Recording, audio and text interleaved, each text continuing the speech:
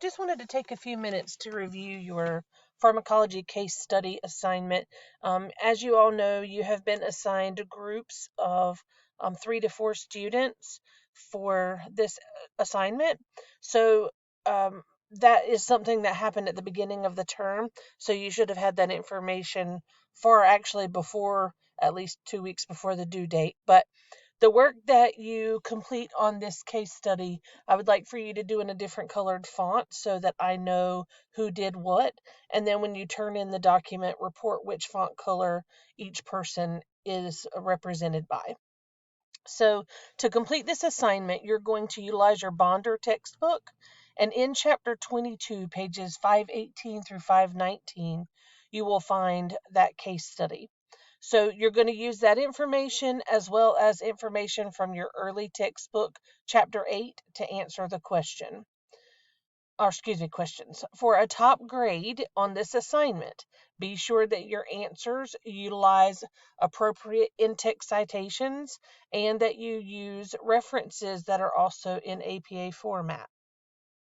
Also, I want to point out, please do not utilize quotes for all of your responses. It's best practice to use the information from the textbook and put it into your own words or paraphrase it. So you have here, there's 9 different points for you to address. Some are questions, some require a search for an article. So the first 6 questions are questions that you need to answer based on the information in the textbooks. Then question 7 asks you to conduct a search using either OT Practice Magazine, AJOT, or SIS Quarterly regarding OT and medication management. Then when you find an article, provide a brief synopsis of what you read, and remember that the article should be published within the last 5 years. Then I want you to talk about how you'll use the information in that article in your future practice as an OTA. And in the answer to that question, I want you to be as specific as possible. And then I want you to include a statement on the page after the reference page regarding if you believe your chosen article is quantitative or qualitative.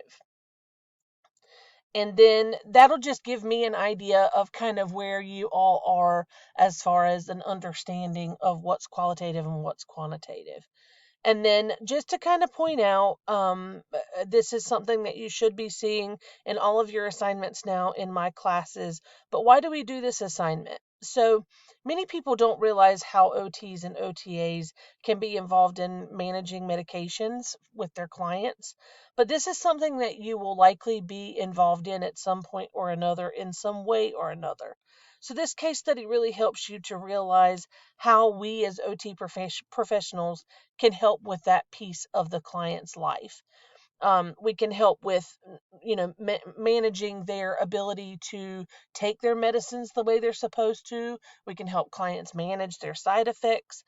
So all of those things in this particular case study, it'll help you to be aware of those medications and how their side effects might affect occupational performance, and then how that impacts you and your practice with your clients.